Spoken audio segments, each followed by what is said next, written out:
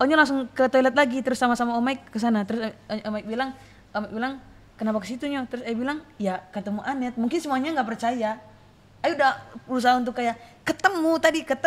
Semua orang Bunda masih kayak enggak, maminya bilang enggak kesini. Itu kejadian 1 hari setelah saya ngelihat sama kayak Wenda. Tentang teluh atau santet itu ada paket-paketannya. Hah? Jadi nggak terus ngirim sekali gitu, nggak. Misal Paket?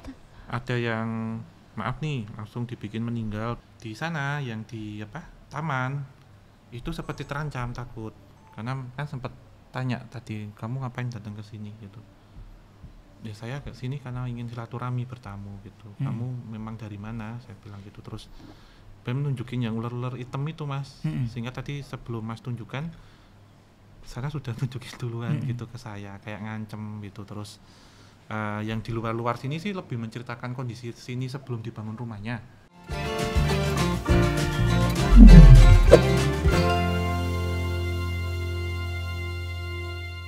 Oke, Daunsu Podcast. Sekarang ini kita kedatangan Om yang manis ya. Tapi ini banyak di request oleh semuanya. Ada Om Hao. Oke. Om Hao, berarti kalau Om Hao ini lebih dikenal dengan praktisi retrokognisi ya? Iya. Itu apa sih Om? Sebenarnya kalau retrokognisi itu lebih ke analisis tentang peristiwa yang pernah terjadi di masa lampau. Itu mencakup tentang sejarah dan beberapa metafisika sebenarnya Mas. Tapi lebih banyak kan sejarah. Kalau kita ketahui kan sejarah di sini kan terbagi menjadi 3 sumber ya.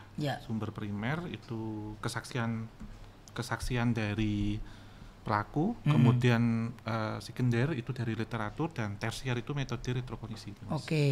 Dan sejarah tidak hanya kalau kita ketahui tentang sejarah Belanda itu enggak, tapi semua bahkan tempat-tempat taman atau rumah, gedung itu semuanya pasti ada sejarah di situ. Jadi lebih mencakup itu semua. Gitu. Kalau berarti tapi Om bisa berkomunikasi juga dong kayak gitu? Kalau itu dengan ini telepati. Telepatinya. Dan sugesti hipnotis itu dengan makhluk astral, kemudian juga dengan benda-benda. Dengan benda? Iya. Dengan benda gimana tuh Om maksudnya Om? Ya kalau benda itu kan kayak gini semuanya kan merekam ya Mbak Mas. Karena bisa merekam, kemudian tuh nanti bisa kita tarik lagi secara residual energi. Residual energi kalau di benda, tapi kalau di sosok atau orang yang pernah ada itu residual memori. Pasti ada sisa-sisanya di situ, dan sebenarnya ketika kita fokus tuh nanti bisa mendapatkan informasi tersebut. Nah justru di sini ini pas pertama kali Om Hao katanya menginjakan rumah ini, ada sosok-sosok atau hal yang Om lihat nggak? Di sini ya Mas. Kalau tadi waktu yang paling depan tuh ada, termasuk di tengah. Jadi memang kalau di tengah adanya siapa? Jadi di sini gini Mbak, ada terbagi menjadi 2. Kepo banget. Ada yang positif, ada yang negatif. Jadi hampir ngeblend gitu, campur. Kalau yang di tengah tadi yang dekat kaca itu sepasang di situ. Jadi kayak engkong sama emak gitu di situ. Terus pakai baju serba putih sama merah. Itu yang menjaga kawasan tengah. Tetapi sebenarnya ini ada koneksinya sama beberapa rumah-rumah sebelumnya. Rumah-rumah sebelumnya maksudnya? Yang setelah ditinggalin di sini kan yang paling baru nih boleh dibilang. Sebelum-sebelumnya itu ada juga. Jadi sebelum rumah ini dibangun mungkin bangunan yang sebelumnya gitu? Itu yang pertama. Yang kedua Mas sama Mbak pas tinggal di rumah lama. Jadi ada yang mereka itu masih ngemata-matain gitu sampai sekarang. Mata-matain? Terus kalau lihat foto bisa nggak? Dari foto bisa Mbak. Jadi gini, kemarin ini Om kita sempat syuting di Malang. Ya kan? Itu memang pabrik yang sudah kosong dari tutupnya 95. Jadi saya ada beberapa, kalau istri saya diganggunya beda, saya diganggunya beda. Cuman kan saya itu mindsetnya itu selalu lebih berani gitu. Jadi sehingga saya tidak mau dikuasai oleh mereka. Contohnya istri saya lagi mandi, kan kamar mandi itu kan kamar atas kan AC semua. Jadi kalau tutup kamar mandi berembun dong. Nah ini karena mandinya pakai air panas kan gitu. Dan posisinya ini ada 2 bercak tangan. Yang ngecap gini ya? Iya, ngecap gini. Iya. Nah, posisinya saya lagi mandi sendiri dan waktu itu pernah tangannya anak kecil. Kalau ini kayaknya tangannya dewasa. Dewasa tapi size-nya nggak umum, Mbak. Ukurannya nggak gede ya? Iya, dia panjang di atas. Dan pada saat saya langsung foto tuh kebetulan. Terus saya keluar, saya mau manggil orang, saya panggil orang saya, pas masuk udah hilang. Itu sosoknya di luar sekarang, Mbak. Di sana. Hah? Di sana mana? Di sebelah Kalau olahraga di situ lagi. Di situ. Pohon. Ya, tingginya memang. Ini berarti perempuan atau laki-laki? Itu laki-laki. Terus kalau ini kan besar kan? Besar. Kalau orang biasa kan disebutnya tuh black giant ya, atau maaf ya disebut di sini genderuwo gitu, Mbak. Maksudnya gimana nih? Dia niatnya mengganggu, Uncle. Dia niatnya nggak mengganggu tapi menggoda. Ya, apa mengganggu menggoda itu apa bedanya? Kalau mengganggu. Maksudnya menggoda gimana ya? Kalau mengganggu. Lagi mandi soalnya enggak. Kalau mengganggu itu biasanya contohnya dia dari kiriman nih Mas, kalau saya sebut. Orang yang nggak suka ya, misal kayak ngirimin terus kemudian bikin sakit, bikin suasana panas. Di sini ada nggak? Di sini ada Mbak, itu juga. Oh gitu ya? Iya. Tapi kalau menggoda itu, maaf ya, tujuannya itu lebih untuk ke sesuatu yang bersifat mesum gitu. Dan sosok ini tidak hanya ke Mbak Sarwenda aja, juga beberapa kru yang perempuan juga sering digituin sebenarnya. Di sini lebih banyak kan negatif atau positif? Kalau yang di sini, yang di ruang pintu sini sampai dengan depan yang dia tuh beda-beda kerajaan, maksudnya beda-beda spot. Teritori, iya. Oh, oke. Apa namanya? Teritori. Iya, areal-areal. Kalau yang tadi di ruang tengah yang banyak foto-foto, cewek cowok itu ya? Itu arealnya di situ, Mbak. Jadi mungkin sering dipakai untuk doa ya, untuk doa sehingga residual energinya juga positif. Tapi selisih satu kaca, kalau kita lihat di depan, itu di situ ada itu sosok yang bawaan dulu, sosok ular yang bisa menjelma jadi kobra. Oh, Ai kemarin pernah nangkap ular di sini. Ada fotonya di tamanan sini, Mas. Ya, di taman terus dia lari ke sini. Oke, dijelaskan. Sebenarnya ini yang nggak kita ceritakan lagi di sosial media, nggak diceritakan lagi.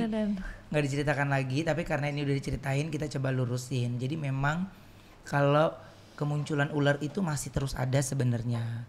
Tapi saya coba menghandle itu ketika dapat buang aja gitu. Jadi sebenarnya benar Mas sama. Ini sama kejadiannya ketika saya di rumah dulu. Jadi sebenarnya bukan karena rumahnya, tapi di mana saya berada kayaknya. Diikutin. Iya. Gitu. Itu bisa di apa sih maksudnya? Dinetralisir, Mbak. Iya. Bisa, Mbak. Oke. Sebelah sana tuh sebelah mana ya? Di situ, Mbak. Itu di pohon gede gitu. Jadi gini. Oke, ini bukan di luar rumah, di dalam rumah. Masih di dalam pagar. Oke. Jadi ini sedikit aku ceritain gitu ya. Jadi memang waktu awal-awal ada di sini ya, aku itu memang paling senang itu duduk di bangku sana kan. Itu bangku di sana, itu paling senang duduk. Jadi walaupun di dalam lagi pada pindahan, tapi saya sering duduk di situ. Nah, kenapa saya sering duduk di situ? Karena saya pun merasakan nggak enak. Jadi saya semakin tempat itu nggak enak, semakin saya harus tahu gitu. Karena beda suasananya. Di sana nggak pakai AC pun tetap enak gitu. Maunya ngantuk mulu, maunya lemprek ya, apa istilahnya, nyaman ya gitu. Beda, memang beda. Tapi kalau di situ itu memang beda. Ada di situ saya tuh habis maghriban ya, habis maghrib terus tiba-tiba saya duduk di situ. Saya pengen makan mie di situ. Jadi saya jarang gabung makan di meja makan utama, makan di situ sendiri. Saya minta anterin ke sini. Jadi pada saat saya minta anterin itu saya bukan dalam keadaan tidur, bukan dalam keadaan itu. Jadi memang sosok gede itu benar sekali ya apa yang di Om Hao ngomong. Saya sudah pernah bilang sama istri saya. Jadi di belakang rumah itu memang sosok yang besar, tapi ketika saya coba izin dan permisi ya dia nganggukin kepala aja gitu. Setingginya ya bisa kayak gorila gitu. Iya, gede.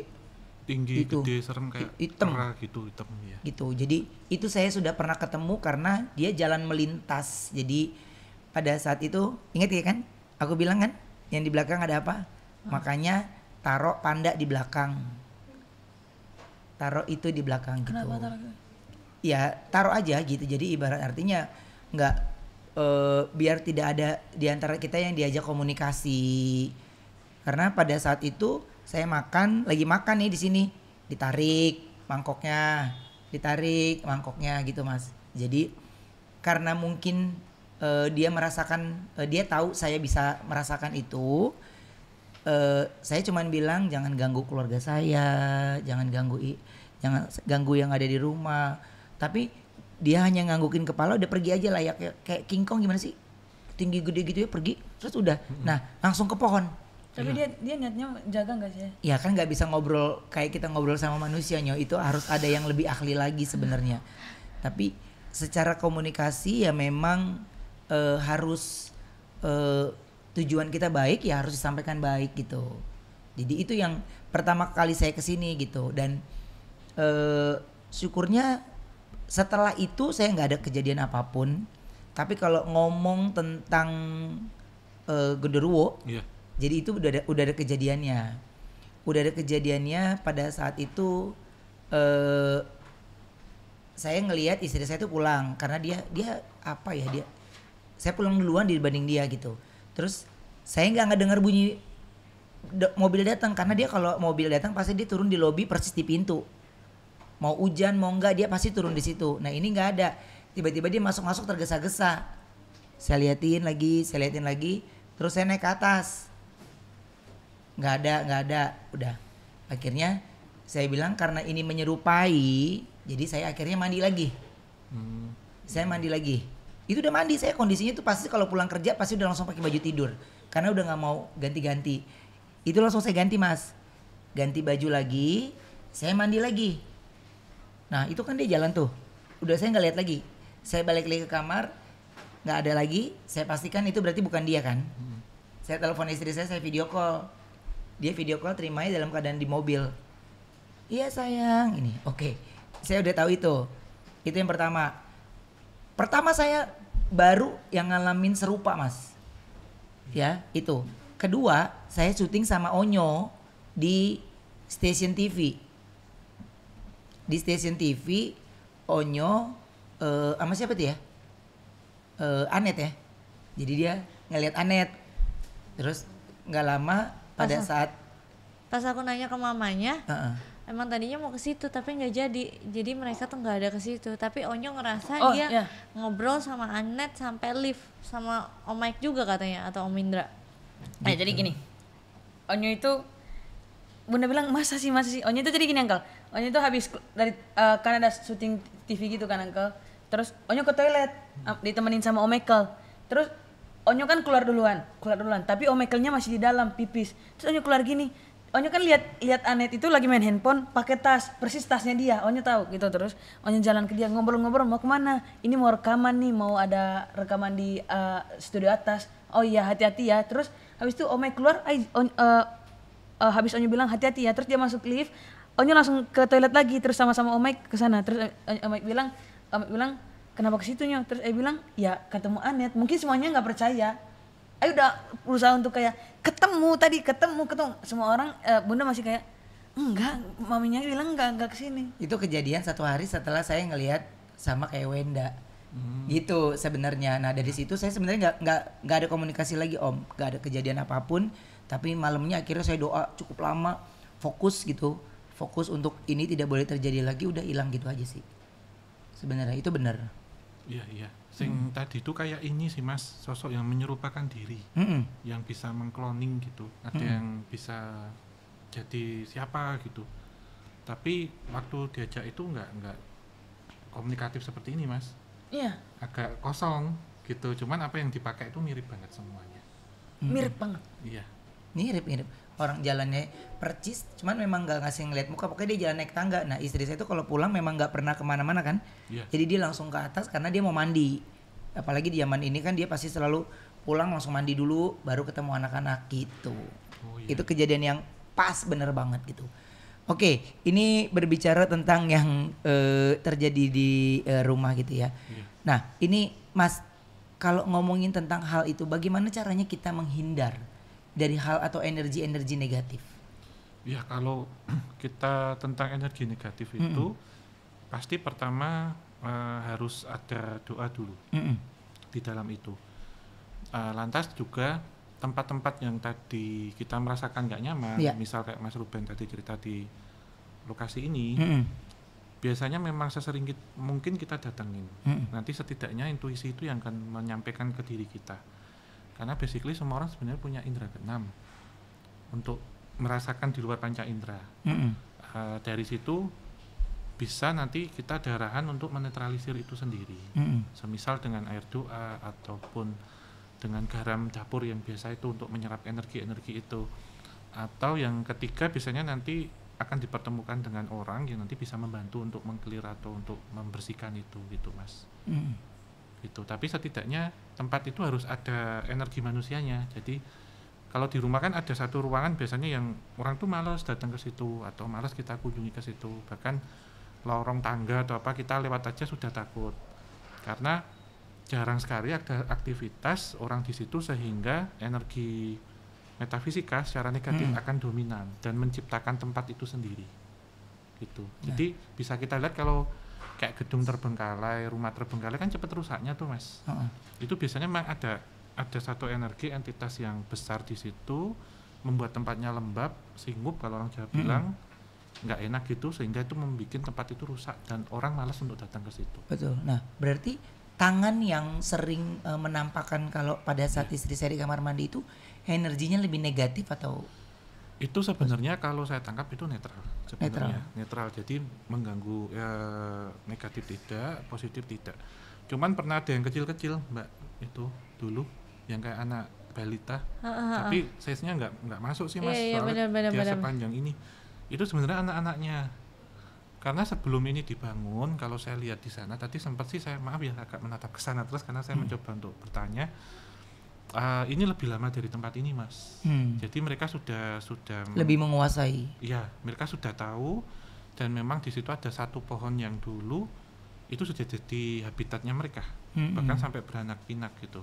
Dan kadang anak-anaknya juga sampai ke sini main-main di sini gitu. Kalau yang saya tangkap.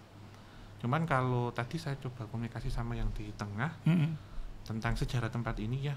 Dulu ketika ini hutan atau apa itu memang banyak entitas-entitas makhluk astral yang menempati teritori-teritori gitu. Udah menempati duluan ya? Iya, itu yang sifatnya netral Mas. Tapi kalau dari keluarga sendiri itu kemudian memang membawa leluhur yang untuk memakami ini. Tapi lokasinya di dalam.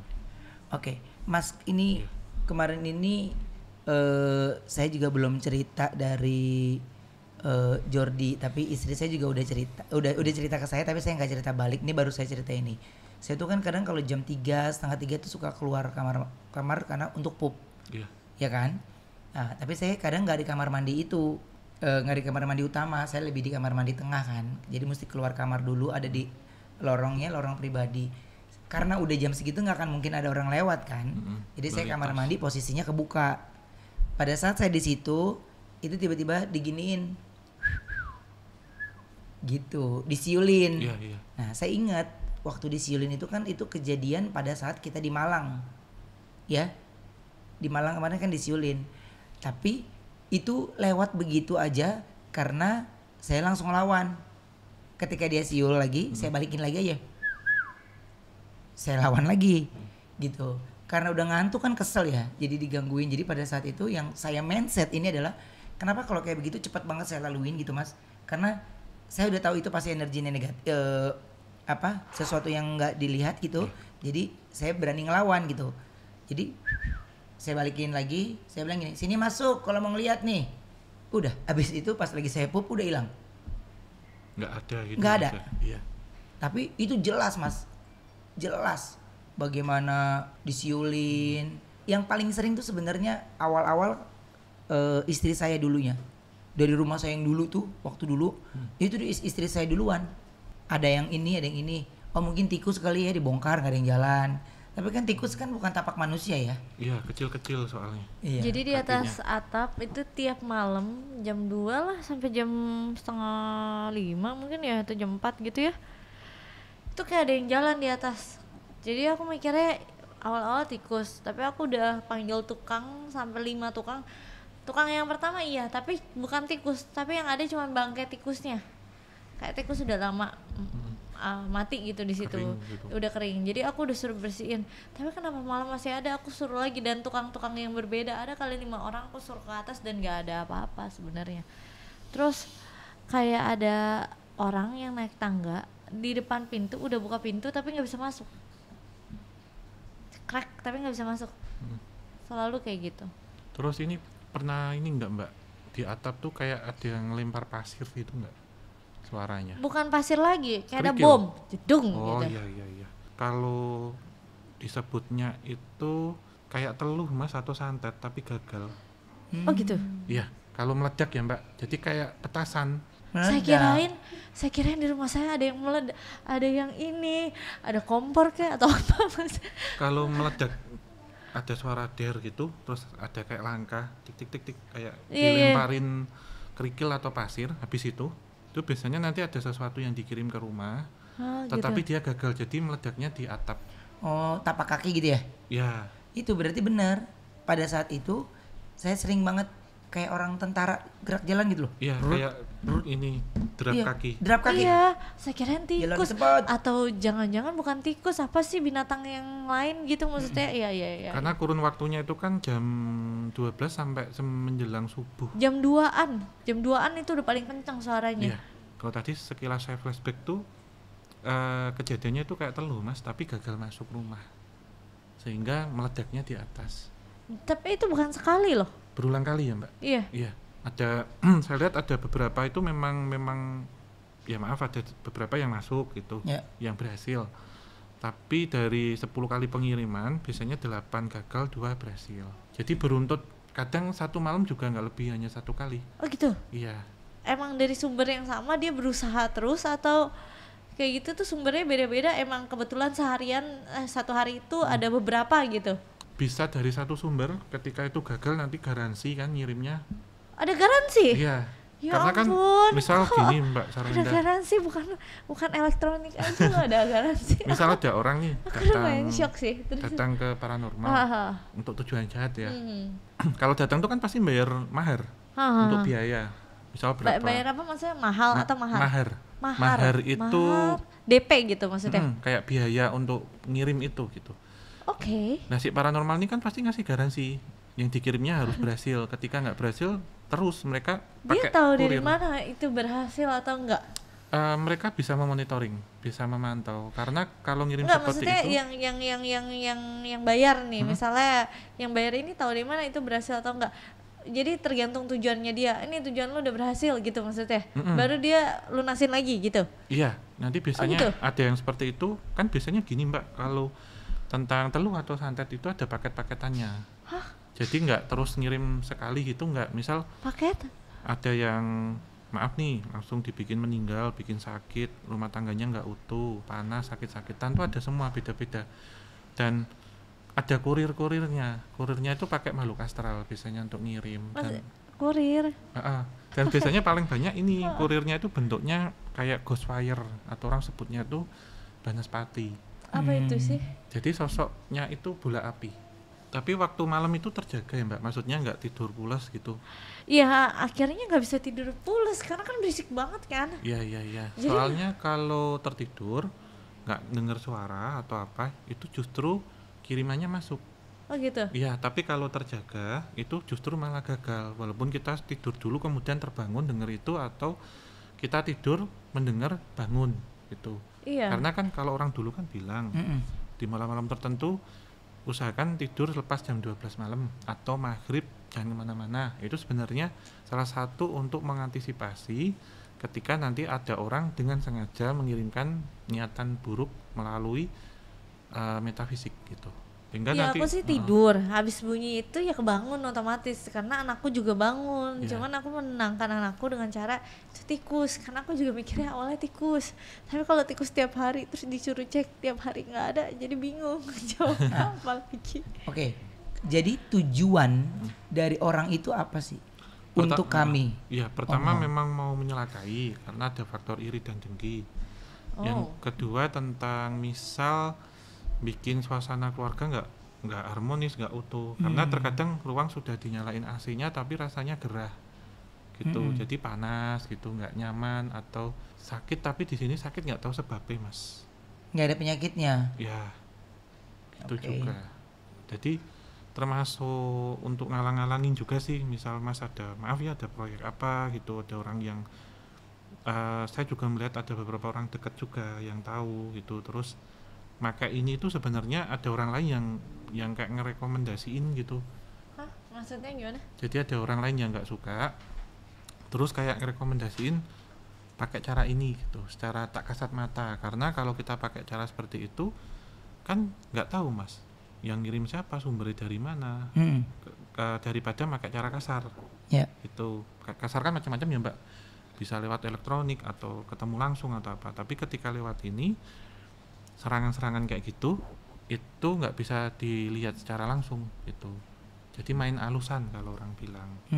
Gitu. Ini justru namanya main alus kayak gini. Iya, karena menggunakan media gaib untuk mengirim sesuatu karena ada dengki itu tadi gitu. Kalau yang saya tangkap memang ada beberapa kali yang masuk ke tubuh Mas Ruben juga. Ya karena memang udah banyak yang bilang Om Hao ini ya memang targetnya dia Ruben harus meninggal. Iya seperti harus itu. Mati. Seperti itu. Om Hao ini masih halus banget ngomongnya, mencelakai gitu. Karena itu yang menjadi target. Jadi itu saya sudah, ya ada beberapa, pertama saya nggak percaya, tapi ada beberapa yang saya nggak begitu kenal, tapi dia baik sekali, dia datang ke acara saya gitu, tapi bukan bintang tamu, tapi dia tahu saya kerja mas, Om, terus tiba-tiba dia datang ketemu saya, dia obrolin semuanya, dia nggak kepengen di expose, tapi dia cuma mau menyampaikan apa yang dia lihat. Dari situ saya biasa aja, tapi nggak lama semua omongannya dia ke belakang tuh tepat. Nanti di hari ini Mas Ruben gini. Oke, dan itu kejadian semuanya. Itu kejadian. Sampai yang terakhir ada asap dalam mobil, kejadian juga. Istri saya dan anak-anak semua dalam mobil nggak kenapa-napa mas, mobil baru. Asap gitu mas. Iya, mobil baru, brand ternama, bagus. Nggak mungkin ada kejadian apa-apa tuh udah kan, secara teknis sih menurut saya gitu. Tapi kita tetap pikirannya adalah ini teknis gitu. Tapi nggak ada yang ditemukan sesuatu yang aneh sih sebenarnya. Dan pada saat itu benar ada kejadian. Jadi yang ke asap itu driver duluan, bagian depan duluan. Jadi bagian driver yang asap semuanya.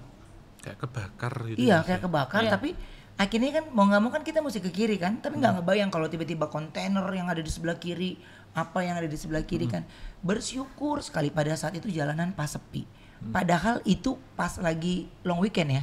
Paniknya karena gini, aduh long weekend bengkel tutup lagi, itu yang saya bingungin gitu. Dan saya sudah mau nyampe Bandung dan itu tepat kejadiannya. Jadi Om Hao ini adalah orang yang kesekian yang menjawab dengan obrolan yang sama yang tidak pernah saya ceritakan juga ke banyak orang sebenarnya. Terus Om Hao kalau misalnya yang kata Om Hao ada beberapa yang udah masuk, itu bisa dinetralisir atau udah bisa, misalnya gini kan orang bisa ngirim, ada nggak sih yang bisa ngebentengin istilahnya bahasa mungkin yang ngejaga lah, yang ngejaga atau apa gitu loh, maksudnya supaya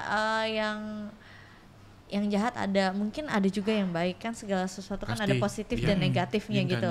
Saya ini positif, yang negatif kan ngirim, ada nggak sesuatu yang solusinya apa? Atau ada yang bisa menetralkan atau yang bisa ngebentengin atau apa, ada atau enggak gitu loh? Mungkin ada paketnya juga atau ada. Apa? Saya bingung. Itu saya ada kaget. Mbak. Cuman tadi saya ini ya Mbak, saya tambahi ya. Kalau sekarang kalau kita kenal zaman dulu kayak telu santet, itu ngirim paku atau apa ke dalam tubuh kemudian maaf ya mutah keluar, itu ya zaman sekarang tuh lebih halus lagi. Jadi lebih seringnya dibikin kecelakaan kayak tadi Mas Ruben cerita. Halus. Kecelakaan. Jadi kesannya itu meninggalkannya kecelakaan, sakit, maaf ya paling sering tuh sakit kanker Mbak. Jadi ada orang yang tiba-tiba sehat tapi 3 bulan kemudian didiagnosa sudah masuk ke stadium 4. Enggak, kok dia bisa sih dari yang kayak gitu? Emang dia bisa sama penyakit maksudnya gimana? Penyakit itu kan kayak maaf ya, emang virus gitu. Iya. Jadi gini Mbak, kalau orang itu kan pasti ada perhitungan tanggalnya. Kalau di Jawa disebutnya dengan weton. Ketika itu kita tahu untungnya kapan, apesnya kapan, dan jam-jamnya. Jadi kalau model seperti itu kenapa bisa penyakit? Contohnya yang jahat sekali itu mengirimkannya itu dengan ini oli bekas. Kan oli bekas itu kan mengandung jadi limbah. Kita kemakan gitu? Enggak, jadi gini, misal oli bekas yang habis dari mobil atau motor yang ngendep itu, kan cara pengirimannya mereka merubah dari energi fisik ke metafisik menjadi fisik. Jadi kayak transfer. Gitu. Jadi gini, misalnya ada suatu benda, kemudian sosok astralnya itu nutup gini, itu nanti nggak kelihatan. Nah ini ketika diambil, maaf ya Mas, nanti saya sebagai kurirnya nanti tak masukkan ke tubuhnya Mas Ruben, misal di bagian dalam, sehingga ketika itu masuk karena mengandung logam berat, akan memicu karsinogenik atau sel kanker. Nah itu nanti sakit biasanya. Karena saya pernah punya pengalaman. Terus kalau kayak gitu, kalau sering-sering misalnya, kalau kita sering-sering check up atau sering scan gitu, itu bisa kelihatan nggak? Nah ini yang unik Mbak, kan ini masuknya dalam penyakit non medis. Jadi ketika nanti itu di CT scan, di rongsen, itu nggak kelihatan karena masuk penyakit medis. Tapi kenapa katanya kalau susuk bisa kelihatan? Kalau susuk karena dia benda asing, bentuknya logam yang ditancapkan. Karena itu benar-benar bentuknya gini Mbak, kalau kita nggak susuk tuh bentuknya kecil. Iya, saya lihat waktu itu pas di KBP. Pertama kali saya ngeliat orang disusuk dan dia nggak berdarah sama sekali. Kayak orang implant gitu loh Mas, pasang sesuatu di tubuh. Tapi kalau penyakit yang bersifat non medis, itu saat dimasukkan ke tubuh, dia akan tertutup oleh energi gaib sehingga tidak terlihat secara medis. Tapi ketika itu nanti parah, berarti kita harus CT scan terus bawa hasil scannya ke orang pintar juga. Ya kalau itu masih gitu. Bisa masuk sih. Karena gini Mbak Sarwenda.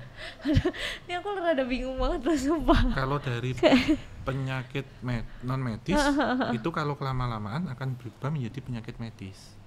Gitu. Jadi yang kaitannya diisi sama kotoran-kotoran tadi ya, limbah-limbah gitu. Nanti ketika itu jadi kanker, jadi medis. Baik. Nah, Om ini kalau ngelihat ini bagaimana nih? Oh itu ular hitam. Ularnya hitam memang Mas. Apa? Yang di situ? Yang mana ya? Ini kan manifestasi sosok yang kelihatan nyata. Tapi sebenarnya secara metafisika ada yang sudah tertanam di situ. Itu sosoknya 3. Jadi ada sosok ular hitam, kobra itu 3. Hitamnya hitam legam. Iya hitam legam. Bukan yang itu doang, yang kobra yang di atas tangga itu. Ada yang nggak ke foto? Tapi Onyo kemarin soalnya itu udah kaget banget. Enggak, itu di rumah lama saya. Tapi itu di rumah lama. Ini manifestasi sosok astral Mas. Ular biasanya ketika ular masuk rumah itu kita secara positive thinking memang dari habitat ya. Tapi kalau kita melihat lebih dalam, kita kaji negative thinking memang membawa satu firasat buruk sebagai pertanda firasat buruk. Yang kedua bentuk dari kiriman itu sendiri. Ular itu biasanya kan lambang Mbak, ada 3 sebenarnya makhluk astral yang memanifestasikan secara real. Itu ular, kemudian guguk ya, lalu biasanya ini kera. Ada 3 sosok itu. Tapi ular itu akan paling banyak karena di alam sana itu menjadi kayak hewan piaraannya lah yang paling disukai, sehingga kurir-kurirnya itu seperti itu yang Jadi tadi waktu di situ kan ada kayak bandulan atau apa gitu Mas. Ada sosok perempuan tuh maaf ya, separuh ke bawah itu ular, ini ke atas perempuan, tapi serba hitam semua. Dan sempat natap saya sih, tanya kamu ngapain datang ke sini gitu. Saya bilang jika kamu ditugaskan untuk negatif, insya Allah yang ada di rumah ini kalau saya diperkenankan untuk membantu akan saya bantu, karena itu yang membawa energi negatif yang kuat banget yang ditanam di sini. Tadi pas saya duduk sebelum Mas datang, kan saya sempat curi-curi untuk lihat ke sana, penasaran sama sosok itu, dan memang di kelilingnya itu banyak ular-ular kecil gitu Mas, hitam. Itu yang kadang bikin orang tuh malas natap ke situ. Pertama suasana jadi panas, uring-uringan, itu sebabnya dari sana. Nah ini justru mau kita ada artikel ya. Ada artikel mau kita tanya sama Om Hao, coba kita lihat artikelnya ya. Pantas prediksinya jarang meleset, Om Hao akhirnya ungkap kekuatan cincin yang melingkar di jari manisnya, terkeras di dunia. Gimana tuh Om maksudnya Om? Maksudnya terkeras di dunia? Oh dulu tuh sempat saya ya, pernah pakai cincin giok Mbak Sarwenda. Tapi itu patah, sudah nggak ada sekarang. Itu jadi sama kasusnya, ada yang mau nyerang saya juga. Karena kalau giok itu kan melindungi pemilik. Ya ini kuasa Tuhan Yang Maha Kuasa. Jadi ketika saya pakai tiba-tiba pecah gitu aja, nggak tahu sebabnya. Om Hao aja yang bisa ngelihat nggak tahu sebabnya apa. Ini pecah gitu. Dan itu saya tafsirkan ada energi yang mau dikirimkan ke saya ketika saya pas kosong, pas lagi rendah gitu. Gitu. Tapi kenanya di cincin? Iya. Kalau di Cina ya, di Cina itu emang orang kan suka kayak kerajaan mereka kan suka pakai giok, bukan berarti giok, bukan giok batu yang kalau sekarang kan di sini batu apa sih? Batu yang banyak-banyak itu akik bukan kan? Kalau itu dia giok, emang bener-bener giok kalau di Cina ya, Cina asli ya. Gitu, itu katanya pakai buat panjang umur atau apa gitu. Itu giok yang itu kan? Iya, waktu itu kan kalau giok itu kan memang awalnya dia bening Mbak, tapi lama-lama hijau pekat. Itu karena menyerap energi gitu. Oh, aku kira emang warnanya hijau. Enggak, awalnya itu cerah, pasti hijaunya hijau cerah, tapi lama-lama menjadi pekat dan saya sudah beberapa kali termasuk gelang juga dulu itu mesti pecah gitu. Kalau ketika saya pas lagi kosong ataupun pas sakit atau apa gitu, karena juga ada yang bilang bahwasanya giok itu ketika dia patah, orang itu pas kecelakaan seharusnya patah tulang tapi kena ke gioknya, karena batu itu memang tidak ada entitas yang masuk ke situ, tapi energi alam semesta yang mengisi. Setelah itu saya kumpulin Mas, jadi tak kumpulin Mbak, sampai sekarang tuh mau tak kumpulin tuh kadang tak lihat ada apa sih yang masuk. Oh ternyata ada orang yang nggak suka sama saya, ngirimi tapi pecahnya ke giok, jadi nggak kena ke tulang atau ke badan gitu. Gini Mas, kalau aku memang orang yang udah sering akhirnya ada kejadian di aku sendiri ya, tapi ternyata masih ada ya Mas ya, maksudnya kirim-kiriman begitu di dunia yang canggih ini banyak, sekarang Mas. Ya. Iya. Kirimannya bisa lebih canggih nggak sekarang dibanding dulu mungkin? Makin keras ya? Ya makin keras dan makin halus, dalam artian itu menjurus ke kecelakaan ataupun medis. Kalau zaman dulu kan misalkan ya orang muta kemudian keluar paku itu kan jelas tidak normal Mas. Iya. Tapi sekarang ketika orang itu kecelakaan kan orang mikir oh meninggalnya karena kecelakaan gitu. Padahal tidak semua faktor kecelakaan itu disebabkan oleh human error ataupun kondisi jalan atau apa. Tapi juga ada turut serta energi negatif yang berasal dari makhluk astral yang memang ditugaskan untuk seperti itu. Om Hao, bagi pengalaman nyamar cari uang gaib demi buku kisah Tanah Jawa, maksudnya gimana tuh Om? Oh ini dulu saya ini jadi pencari pesugihan tapi nyamar. Pesugihan itu apa? Jadi ini Mbak, kalau pesugihan itu salah satu cara menjadi kaya tapi dengan jalan pintas, bekerja sama dengan jin ataupun makhluk astral. Oke. Di situ ada seperti kesepakatan, ada MOU. Canggih. Ada paket, ada MOU apa bingung. Terus tujuannya nanti untuk kekayaan tertentu gitu. Dan kalau yang saya kunjungin ini itu bank gaib. Jadi kita bisa pinjam pinjam uangnya real, uang asli, tapi dengan media makhluk astral di situ. Maksudnya gimana? Kita dikasih misalnya, ini sosoknya nggak kelihatan, terus kita dikasih duit asli yang bisa dipakai gitu. Tapi di situ pakai perantara, jadi pakai paranormal untuk menjadi mediator di situ. Pas saya kesini, itu lokasinya tidak jauh dari Jogja waktu itu.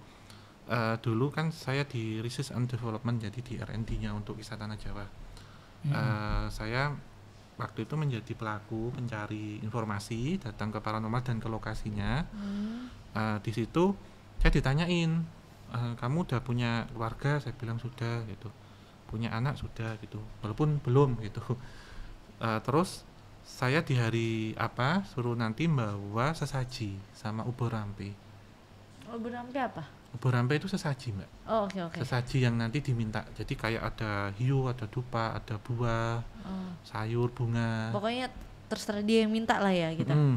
Dan di situ nanti kalau kita nggak bisa bawa, ada jasanya. Jadi ada yang ngurusin untuk buatkan itu. Tinggal kita bayar berapa tahu beres gitu. Terus ada. Jadi ada supermarketnya buat hantu ya? Ada Mas. Gitu. Terus yang penting ada duit, Bu. Nanti tahu beres itu Mbak. Misal minta 5 juta. Waktu itu tuh 4 kalau nggak salah. Ada 4 itu minta 4 juta untuk semuanya ke sana. Nah, waktu di situ saya dikasih ini informasi. Jadi di bank gaib itu ada pinjamannya. Berapa M, berapa miliar gitu. Sampai M? Iya. Ada tenor-tenornya juga. Pengembaliannya sampai usia berapa tahun gitu. Terus yang jadi jaminan itu anaknya. Jadi anaknya itu nanti jadi jaminan. Anaknya tahu dia dijadiin jaminan? Nggak tahu, tapi saya ke situ nanti harus ngajak istri karena kesepakatan berdua suami istri. Nah anaknya ini kan kalau kita pinjam ke bank kan pasti ada jaminan tuh Mas. Pasti di situ ada tim survei. Nah di situ itu sebenarnya bentuknya pohon Mbak, pohon randu itu pohon kapas gitu. Tapi kulitnya itu putih sama bolong, jadi pohonnya itu sudah semi mati.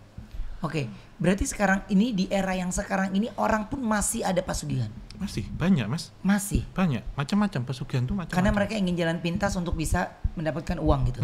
Yeah. Jadi kalau kita lihat tuh kan ada putih, ada yang hitam Mas, pesugihan itu. Putih, hitam? Kalau putih itu jelas kita nanti dengan kerja keras macam-macam, pengaris atau pengasihan itu ada salah satu kita sebut ada satu tempat di Jawa Timur yang terkenal banget, Gunung K gitu terkenal. Nah kalau hitam itu ada di mana-mana sebenarnya, nggak harus ke situ. Dan ketika kita situ mintain syarat, anak biasanya yang akan menjadi jaminan. Gunung yang K belakangnya I itu kan? Iya. Oke. Saya harus make sure dulu Mas, soalnya kan gunung banyak nih ya kan. Oke. Kan yang kemarin kita. Ya di sana juga macam-macam Mas, kalau dijabarin panjang banget. Nah kalau yang untuk studi ini, untuk kita nulis buku itu, uang gaibnya itu dibayar tunai, tapi kita harus dengan syarat dan nanti sudah di ACC sama banknya. Jadi ini yang hitam atau yang putih? Yang hitam. Oke. Ya nanti kita harus kembaliin tuh Mbak, tapi setiap 40 hari atau 1 bulan itu kita harus kembalikan uang itu ke situ karena diputar. Dan taruhannya terakhir saya waktu itu ditanya, konsekuensinya nanti kalau kamu nggak bisa ngembaliin atau usiamu yang sudah tua di akhir ini itu secara ruh ya, ketika orang meninggal itu kan pasti ada energi yang ada di dalam tubuh, itu yang nanti akan menjadi pelayan dari para jin-jin yang ada di situ. Jadi karena ini menjadi seperti konsekuensi gaib hitam gitu, maka karena sudah mensekutukan Tuhan sehingga harus menjadi budaknya mereka itu siapa? Yang bikin perjanjian atau anaknya? Jinnya di situ. Tapi tetap maksudnya orang yang bikin itu kan ini suami istri. Iya. Ya suami istri itu jadi budaknya. Iya, dua-duanya. Bukan anaknya kan?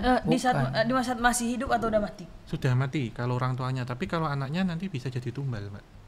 Gitu. Iya, kan kita sering dengar familiar dengan kata tumbal ya, tumbal pesugihan itu dari itu, Mas. Dari itu ya. Iya, karena menjadi jaminan dan kita mengembalikannya itu nggak hanya uang saja, tapi juga nyawa juga. Jadi terkadang terjadi kecelakaan di jalan, misal disebar di situ, gitu. Jahat banget Mas, Mbak jadinya. Dan uangnya itu juga nanti nggak berkah karena ada cerita dulu orang pinjam 3 miliar ya, usahanya sukses, lupa ke situ Mas, seketika kena masalah bencana gitu. Pokoknya ibaratnya gini.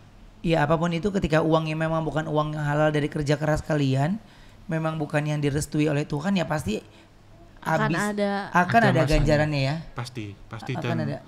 Itu kan berkaitan dengan gaib ya Mas ya. Pasti nggak akan abadi lah. Karena ada beberapa orang yang kemudian papanya meninggal, usahanya diterusin bangkrut tutup karena memang menggunakan bantuan seperti itu gitu. Ya oke.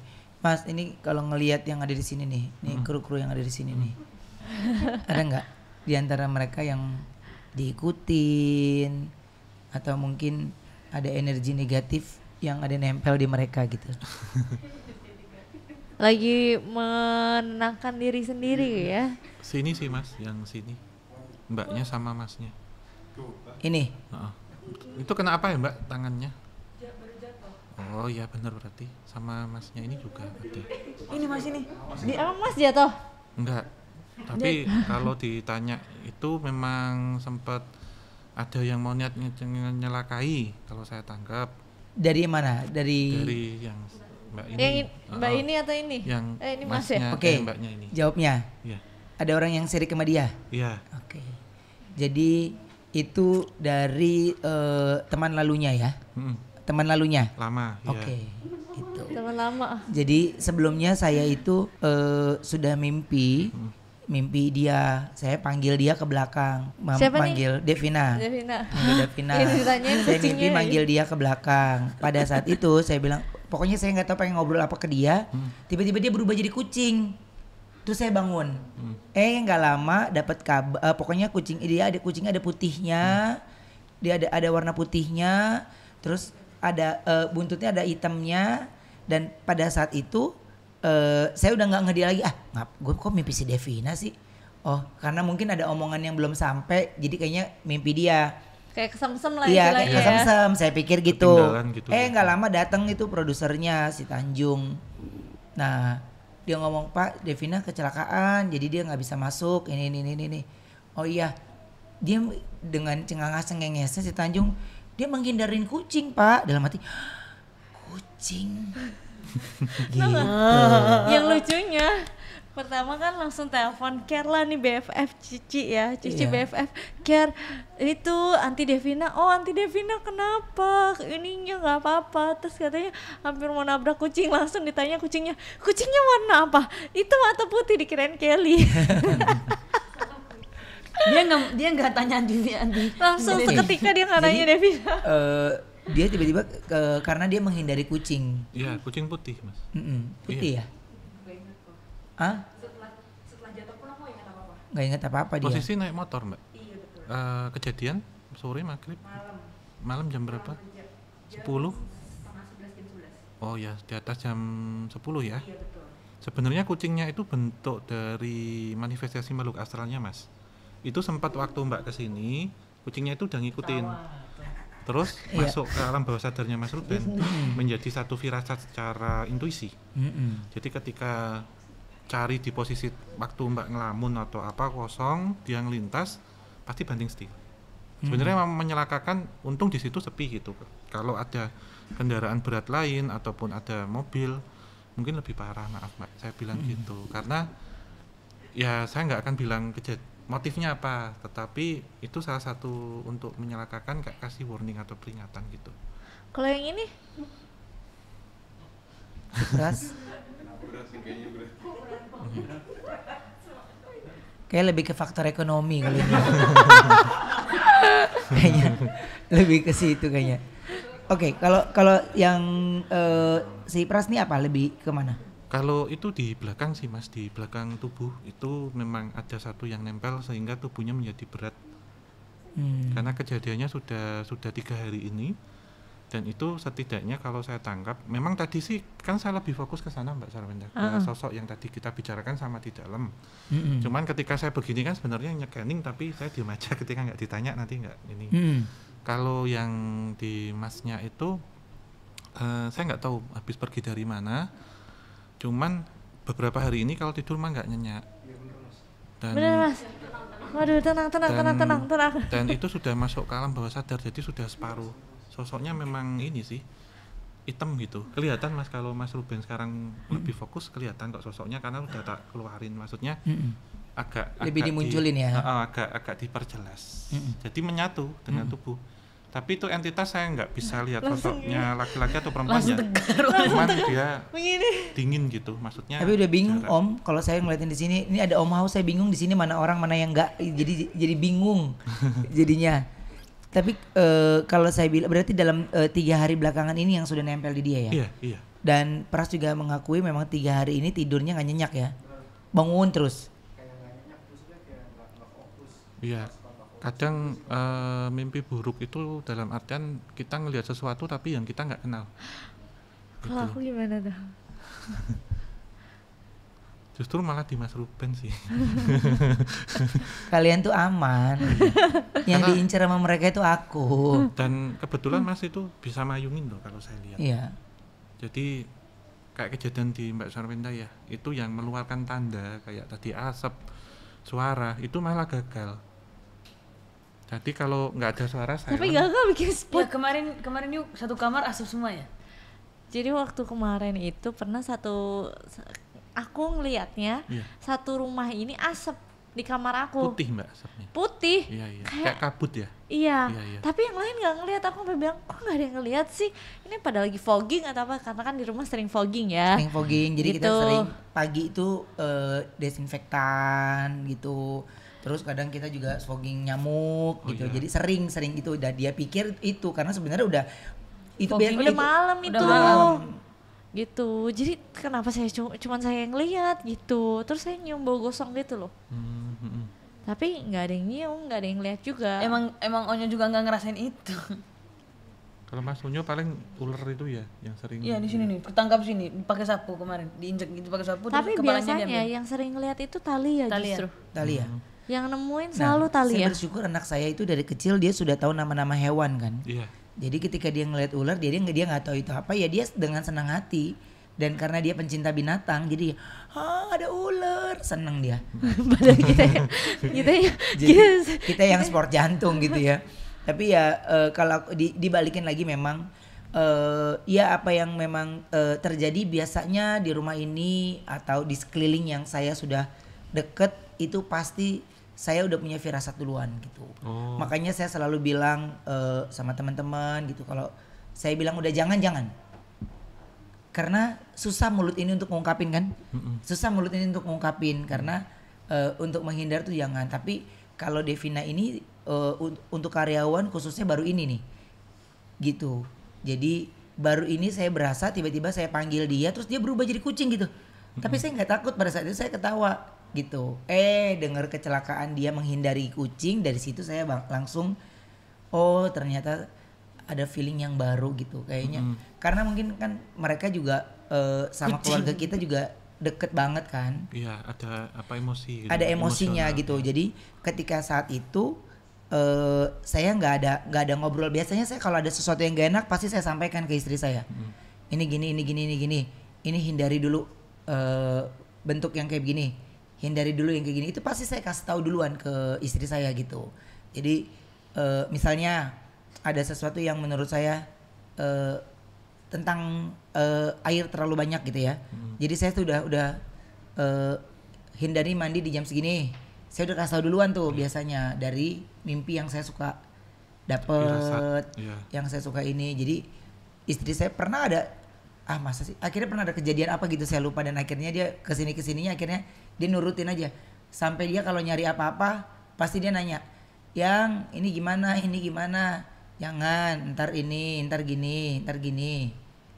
jadi dari raut muka aja saya bisa tahu bener apa enggak baik atau enggak ini atau enggak gitu jangan nanti anggot-anggotan orangnya ini jadi dari asisten khususnya atau orang yang kerja pasti dia tanya ke saya dulu jadi saya butuh waktu saya lihat dulu fotonya.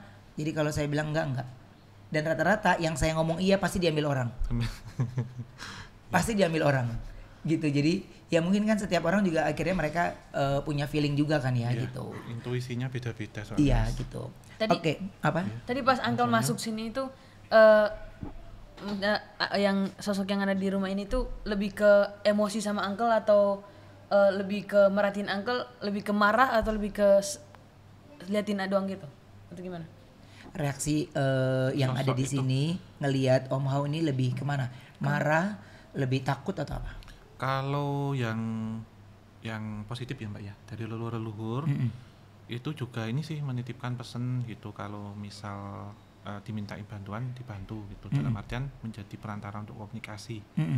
Welcome banget beliaunya. Tapi yang di sana yang di taman itu seperti terancam takut karena kan sempat tanya tadi kamu ngapain datang ke sini gitu ya saya ke sini karena ingin silaturahmi bertamu gitu kamu memang dari mana saya bilang gitu terus Ben nunjukin yang ular-ular hitam itu mas sehingga tadi sebelum mas tunjukkan saya sudah tunjukin duluan gitu ke saya kayak ngancem gitu terus yang di luar sini sih lebih menceritakan kondisi sini sebelum dibangun rumahnya.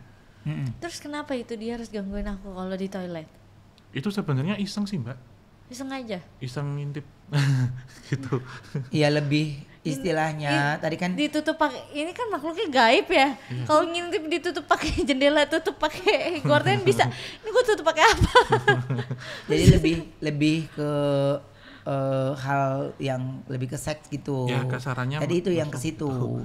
Jadi lebih yang ya nggak oke lah gitu. Tapi ya itu dibalikin lagi, yang mudah-mudahan itu nggak ada kejadian lagi gitu. Iya kan posisinya kan di sana tuh Mas. Jadi saya sempat ajak komunikasi. Jadi waktu ngelihat Mbak itu kan ada kaca nih tadi ya. Jadi dia kayak nempel gini loh Mbak. Terus ya selain ke Mbak ya juga cerita-cerita di sini yang staf-stafnya perempuan juga sering digituin. Terus saya bilang ya memang kalian lama di sini tapi juga jaga etika dan sopan santun. Maksudnya kalau ngeliat tuh ya udah dibayangin aja karena kayak gitu nanti bikin nggak nyaman sama nggak tenang, dan dijaga sopan santunnya karena yang ada di sini kan juga nggak pernah nyinggung kalian apa gitu. Itu sih Mas, tadi saya sempat dua arah ke sana itu seperti itu. Jadi itu ya sudah terjawab semua. Makanya akhirnya kenapa saya kasih tadinya yang dia mau beli itu pada saat di salah satu swalayan itu persis apa yang ada yang saya lihat. Patungnya persis apa yang saya lihat. Langsung di tempat keramaian pada situ, jangan. Saya langsung refleks itu. Pilih ini aja. Ini aja yang dibeli. Gitu. Itu benar-benar menyerupai apa yang saya lihat, cuman versi kecilnya. Iya, versi tapi kecil. Dari semuanya nggak tahu kenapa tiba-tiba anak saya, pak istri saya itu nunjuknya itu.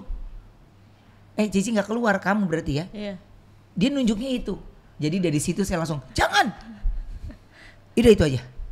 Nanti saya bingung ngebedainnya. Iya. Iya kan? Karena hampir mirip. Hampir mirip. Gitu. Nah, ini sebenarnya akhirnya kenapa kita cerita nih, misalnya gini, di belakang itu kita di belakang rumah akhirnya ada kontainer di mana itu tempat tim Doonsu untuk transit, untuk bisa beroperasi semuanya gitu. Pada saat sebelum itu memang ada komunikasi. Saya coba duduk dulu sebelum ini dibangun nih, ya kan, itu belum dibangun. Jadi setelah saya pulang dari Bali, saya baru mulai coba berkomunikasi, dan tapi memang tidak ada penolakan yang gak bagus, dan dia seneng karena ramai kan, gitu. Jadi saya cuma bilang jangan ada yang digangguin karena pasti ada yang kerjanya sampai malam, jangan ada yang diusilin gitu. Saya akan lebih marah pastinya, dan dia tahu saya lebih marah orangnya. Diusilin. Jadi Om Hao waktu dulu itu saya sempat dibilang aneh sama teman-teman kosan. Saya udah bilang jangan digangguin, tetap digangguin. Saya pernah uber-uberan sama kuntilanak Om Hao. Saya pernah uber-uberan sama kuntilanak. Saking saya udah kesel banget karena udah sering banget digangguin dan makin kencang gitu. Suaranya makin kencang. Saya bukan terganggu setannya, teriakan anak kosan. Iya, karena takut. Karena histerisnya dia tuh akhirnya mengganggu jam kita tidur kan. Jadi saya pernah kos di bangunan baru dan depannya itu bangunan rumah Belanda yang udah lama. Jadi memang terus sama yang punyanya sengaja dipagerin di satu area. Jadi ntar aja kalau dia punya duit katanya baru dibangun. Nggak tahu kapan kan. Iya. Jadi kita udah keburu digangguin duluan. Cetak-cetok kayak noni Belanda gitu. Itu suara udah kayak hills gitu. Hills cewek pulang gitu. Saya udah bilang sama ibu kosnya, jangan dimatiin lampunya. Nggak bisa, kan ini udah malam ya, nggak ada ini. Jangan dimatiin Bu gitu. Saya kalau dimatiin nanti kalau ada suara, terus suaminya udah lirik-lirik saya gitu. Padahal dia nggak ceritain kondisi kosannya. Nah, kamar yang saya tempatin itu biasanya orang tuh milih kamarnya yang bagus-bagus. Yang ini nih. Nah, yang saya tempatin tuh kamar yang bekas dapur. Bekas sebuah kejadian yang ada terjadi di situ. Ya, secara jadi, ada residual memori. Iya. Energi gitu ya, Mas. Saya dari semua kamar itu yang saya pilih akhirnya Om. Nah, dari situ akhirnya saya terus terasa karena kamar gimana sih tempat kosan baru yang belum ada penghuni. Saya itu penghuni pertama. Nah, ketika itu saya udah ketemu di sini ada di sini, di sini ada di sini gitu. Jadi sering kejadian-kejadian kalau itu makhluk-makhluk itu yang sering ngegangguin. Pokoknya kalau udah pulang jam 2, jam 3 mau pulang dalam keadaan apapun pasti ketawa. Dan ketawanya persis di atas kepala. Kabur, akhirnya ngeganggu kita tidur kan. Jadi saya udah bilang jangan dimatiin Bu, jangan dimatiin, dia tetap dimatiin. Akhirnya saya bilang kamu ganggu aja ibu kosnya. Jangan ganggu kita, yang matiin itu bukan kita, ibu kosnya. Ada satu ketika akhirnya ibu kosnya yang teriak sendiri. Dia teriak sendiri dan pada saat itu karena saya keganggu itu, saya ada sapu lidi, saya uber-uberan tuh Mas. Sampai itu masuk ke rumah tuanya. Karena udah saya bilang sebenarnya jangan digangguin di sini. Saya lebih keganggu karena saya harus kerja pagi, harus ini. Tapi itu mereka semakin digituin makin terus kuat kan. Tapi terkadang kita pun juga nggak bisa. Mereka nggak minta makan, nggak minta ini, cuma minta tolong lampunya jangan dimatiin.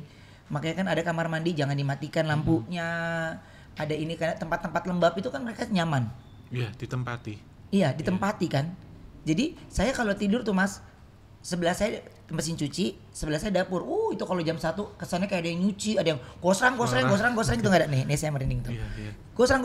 Jadi saya lebih seneng begitu. Rame tapi nggak ada sosok anunya Mas, aktivitasnya. Iya, gitu, udah biar aja lu terserah lu, dia mungkin lu lapar kali lu makan ya. Jadi saya terserah. Tapi kalau ada orang yang diganggu kan akhirnya ngeganggu kita tidur Mas. Iya, secara ini nggak nyaman untuk istirahat. Itu jadinya makanya akhirnya dari situ saya udah nggak mau komunikasi. Akhirnya mau nggak mau jadi sensitif gitu.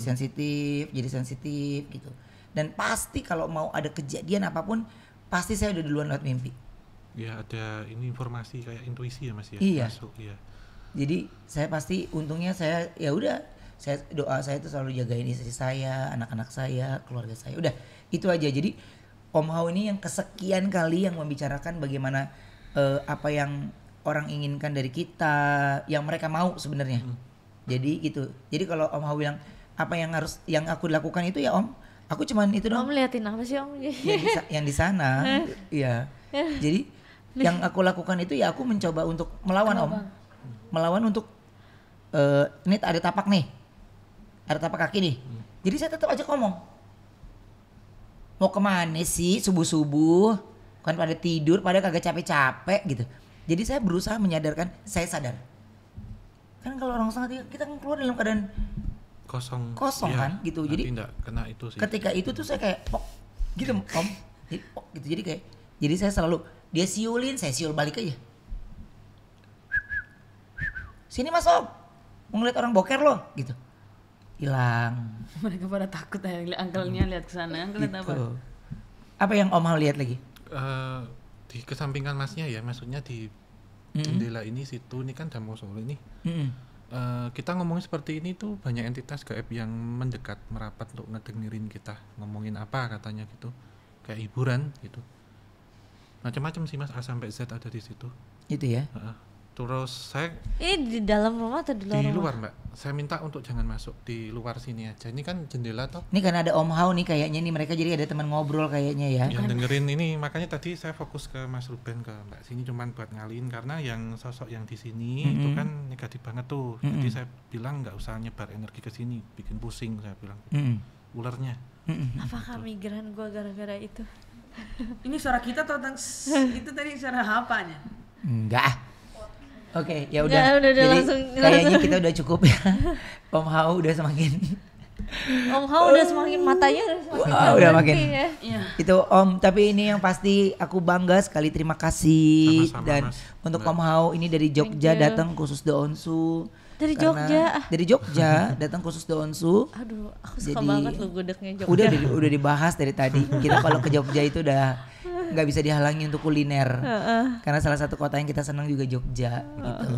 Dan terima kasih Om. Sama-sama Mas. Sukses terus. Amin. Terima kasih atas waktunya, dan mudah-mudahan nanti kapan-kapan kita bisa kolaborasi lagi sama Om Hao ya. Iya. Ya. Saya mewakili teman-teman ya Mbak, Mas. Ya. Ini dari tim Kisah Tanah Jawa juga. Kehormatan sekali bisa diundang ke sini. Wah, kita dong sama-sama sering nonton Om Hao. Iya, Kadang nonton Om Hao kita takut sendiri. Ntar kita matiin lagi, ntar kita nyalain lagi gitu. Aku kirain tadi teman-teman yang di sini. Jadi dia Enggak, Kisah Tanah Jawa. Jadi istri saya pun akhirnya nonton Kisah Tanah Jawa gitu. Nanti insya Allah bisa penelusuran bareng Mas. Iya, aku mau banget. Jadi tunggu ya kolaborasi aku bersama teman-teman Kisah Tanah Jawa nanti. Di mana nanti tunggu aja tayangannya ya. Oke. Om, makasih banyak ya. Sama-sama, Mas. Sukses terus. Sama-sama, amin. Terima kasih. Mas. Terima kasih. Ya udah, sampai ketemu lagi ya. Jangan lupa like, subscribe, comment, and share. Bye bye.